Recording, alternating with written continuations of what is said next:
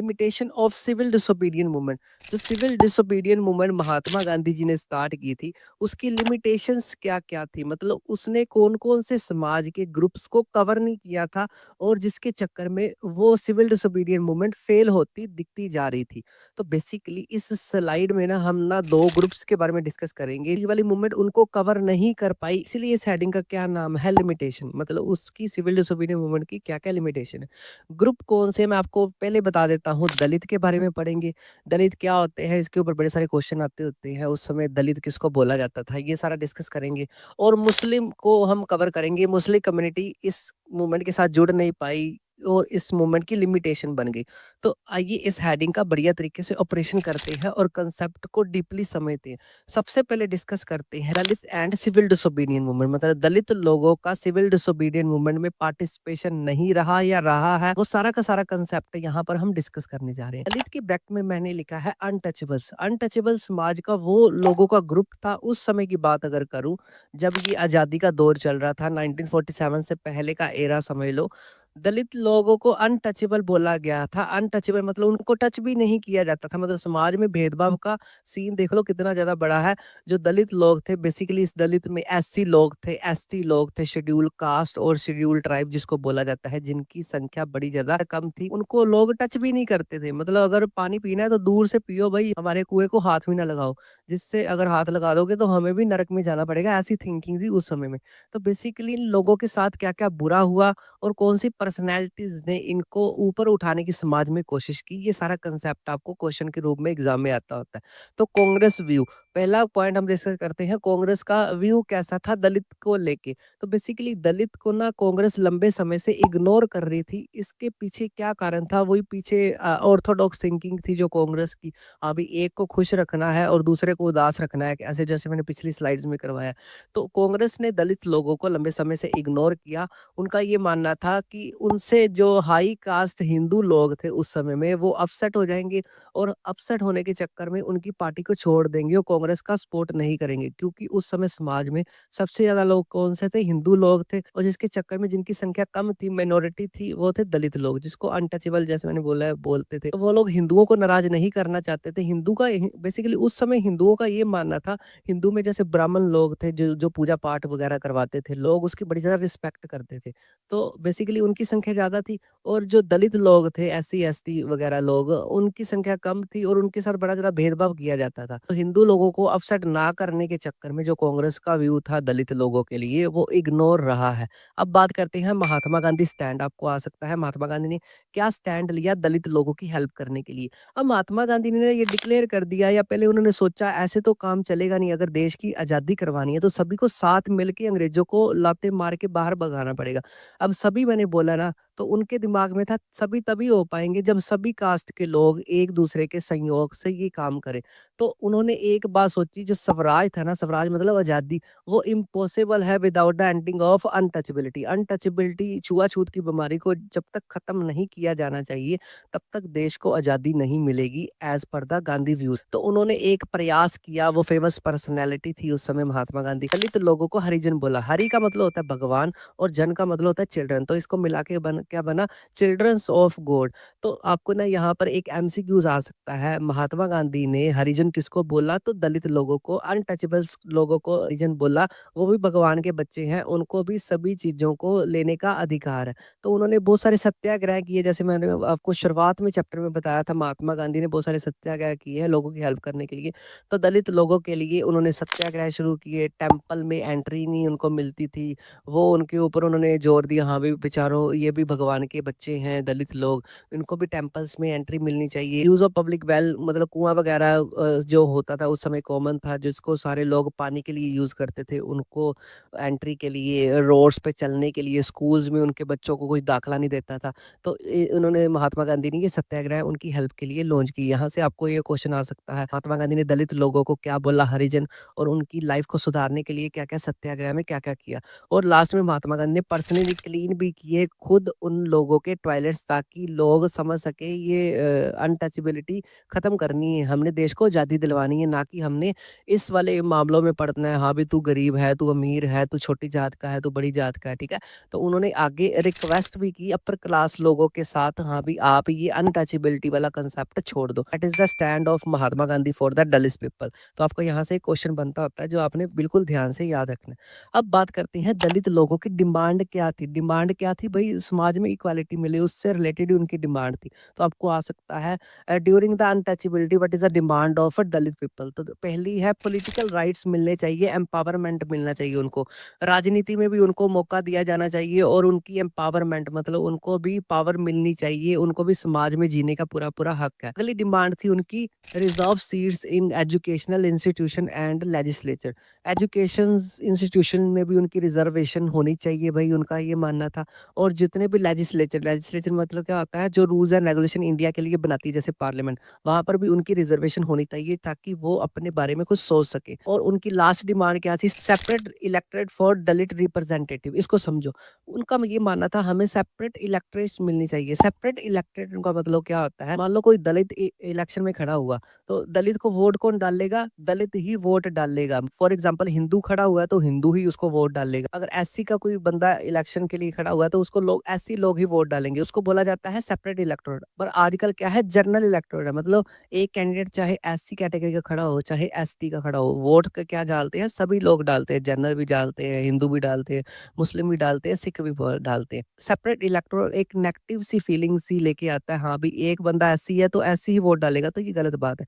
तो आगे देखते हैं इसका कंसेप्ट क्लियर हुआ कि नहीं हुआ, उनकी मांगे पूरी हुई कि नहीं हुई। आगे बात करते हैं पार्टिसिपेशन इन मूवमेंट। दलित का जो पार्टिसिपेशन था सिविल डिसोबीडियंट मूवमेंट में, वो क्या था, लिमिटेड था। महात्मा गांधी उनको इतना ज्यादा इम्प्रेस नहीं कर पाए, महात्मा गांधी उनको अपनी बातों में लेके नहीं आ सके, इसलिए जो दलित लोग थे इस मूवमेंट के साथ जुड़ नहीं पाए। आपको आ सकता है महात्मा गांधी ने क्या क्या वर्क की उनको लाइफ में ऊपर उठाने के लिए, और उनकी डिमांड्स क्या थी दलित लोगों की, और दलित लोगों की पार्टिसिपेशन थी मूवमेंट को लेके, सिविल डिसोबीडियंट मूवमेंट, वो कम थी और कम क्यों थी, ये सारा का सारा कंसेप्ट वैसे भी आपको नोट्स में एक्स्ट्रा मिल जाएगा। आई होप ये दलित और सिविल डिसोबीडियंट मूवमेंट का कंसेप्ट आपको अच्छे से समझ आ गया। अगला इस हेडिंग में कंसेप्ट आता है, अगला character B R Ambedkar ji, बड़ा इंपॉर्टेंट है, बड़ा ध्यान से समझना।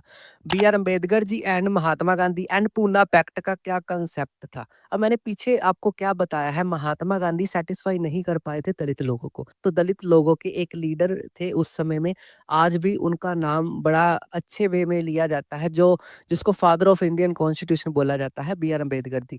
तो क्या सीन है डॉक्टर बी आर अम्बेडकर जी का, तो उन्होंने एक फॉर्मेशन की थी डिप्रेस्ड क्लास एसोसिएशन इन 1930। मतलब डिप्रेस्ड का मतलब क्या होता है, जिसको डिप्रेस करके रखा जाता है, जो डिप्रेशन में है सोसाइटी का, ऐसा सेक्शन जिसको ऊपर कोई भी ध्यान नहीं देता, चाहे वो लोग हो चाहे वो सरकार हो, यानी कि माइनॉरिटी होती है। तो इसके चक्कर में बी आर अम्बेडकर जी जो खुद दलित फैमिली से बिलोंग करते थे, तो उन्होंने एक डिप्रेस्ड क्लास एसोसिएशन की स्थापना की 1930 में। आपको आ सकता है बी आर अम्बेडकर जी ने कौन सी संस्था की स्थापना की और कब की, ये ध्यान से रखना। तो इनकी डिमांड क्या थी, बी आर अम्बेडकर जो रिप्रेजेंटेटिव बने थे दलित के, तो उनकी डिमांड थी जो सेपरेट इलेक्टोरेट्स मिलने चाहिए for Dalit in second round table. Second round table conference जो पीछे महात्मा गांधी और इरविन के बीच में हुई थी, उनमें एक पर्सनैलिटी भी थी जिसका नाम था बी आर अम्बेडकर। तो उन्होंने वहां पर अंग्रेजों के सामने अपनी बात रखी, जैसे महात्मा गांधी ने रखी, तो उनकी बातों के ऊपर विचार होना शुरू हो गया, मतलब वो अंग्रेज मानना शुरू हो गए, हाँ भी सेपरेट इलेक्टोरल मिलेंगे दलित लोगों को। तो गांधी जी ने इसका अपोज किया। अपोज किसको किया, सेपरेट इलेक्टोरेट्स को उन्होंने अपोज किया दलित लोगों को मिलने वाले में।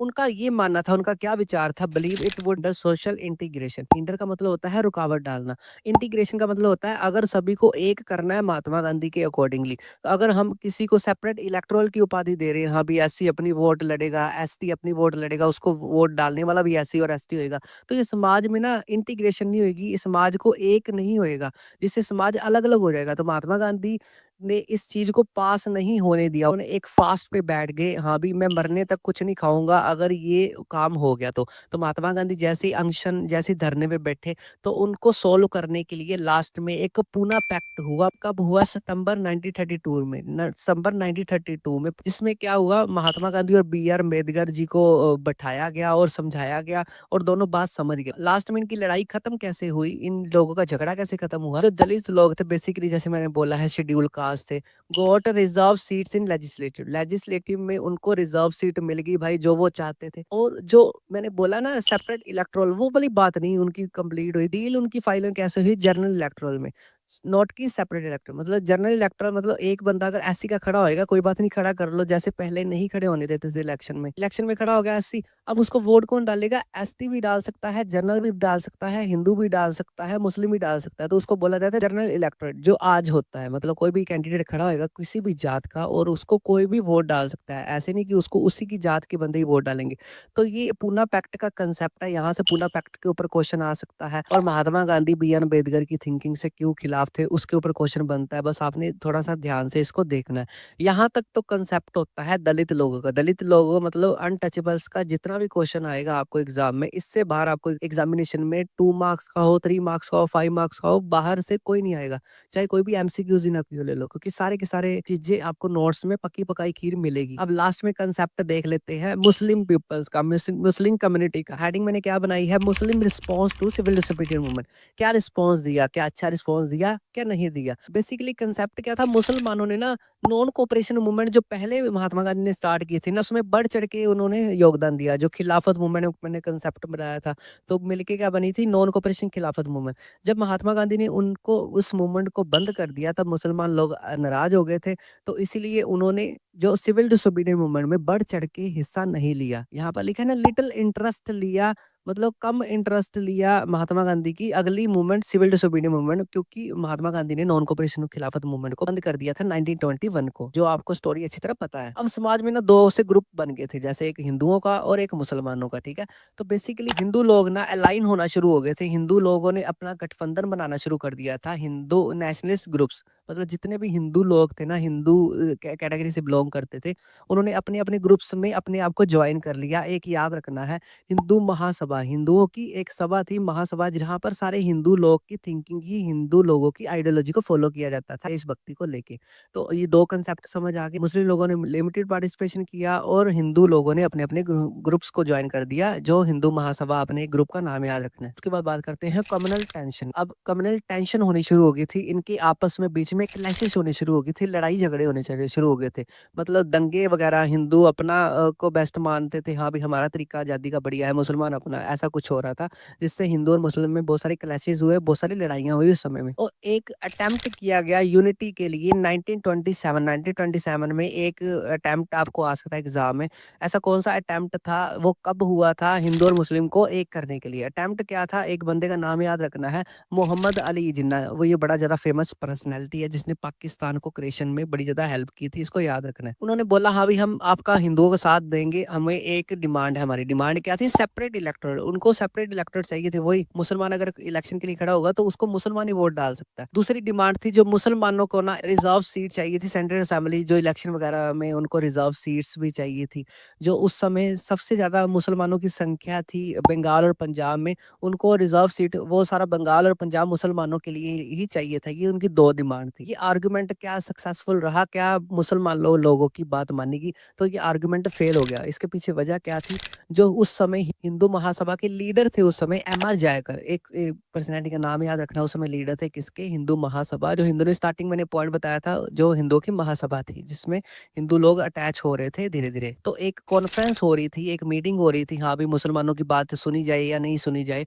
तो जो ये लीडर का मैंने नाम बताया है, कॉन्फ्रेंस कब फेल हुई, ये जब ये मीटिंग वगैरह चल रही थी। कॉन्फ्रेंस का नाम क्या था, कॉन्फ्रेंस कब फेल हुई, कॉन्फ्रेंस का नाम था आल पार्टी कॉन्फ्रेंस, जो थी 1928 को फेल हो गई थी। जयकार थे, उन्होंने इसका अपोज किया, मतलब उन्होंने बोला हाँ भी ये मुसलमानों की ये ना डिमांड पूरी नहीं करनी चाहिए। उनका ये मानना था अगर ये सेपरेट इलेक्टोरेट वाली डिमांड मुसलमानों की पूरी कर दी तो सोसाइटी ग्रुप्स में बांट देगी। तो ये उनकी डिमांड थी, ये फेल हो गई। एक आपने कंसेप्ट याद रखना है, फेल कब हुई थी, 1928 में। उस समय में एक कॉन्फ्रेंस चल रही थी, कौन सी कॉन्फ्रेंस थी, आल पार्टी कॉन्फ्रेंस। तो आपने ये कंसेप्ट याद रखना है, हिंदू महासभा के लीडर का नाम याद रखना है, मुसलमानों की क्या डिमांड थी, अटेम्प्ट ऑफ यूनिटी कब हुआ, मुसलमानों ने क्यों इस मूवमेंट का साथ नहीं दिया, ये बात याद रखनी है। लास्ट में ड्यूरिंग सिविल डिसोबीडियंस मूवमेंट, जब ये मूवमेंट अपने चरम पे चल रही थी, तो मुसलमानों ने इस पे पार्टिसिपेशन नहीं किया, लिमिटेड किया। किया? उनको क्या डर था? उनकी माइनॉरिटी है, अगर वो साथ देते हैं, अगर अंग्रेज़ों से आज़ाद भी हो जाता है इंडिया, तो बाद में उनको फ़ेयर था, हाँ भाई मेजॉरिटी किसकी होएगी? हिंदुओं की, वो हमारे साथ कुछ भी गलत कर सकते हैं।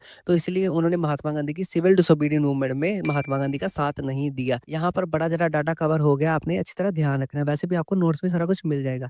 आई होप ये 3 वाली हेडिंग आपको अच्छी तरह समझ आ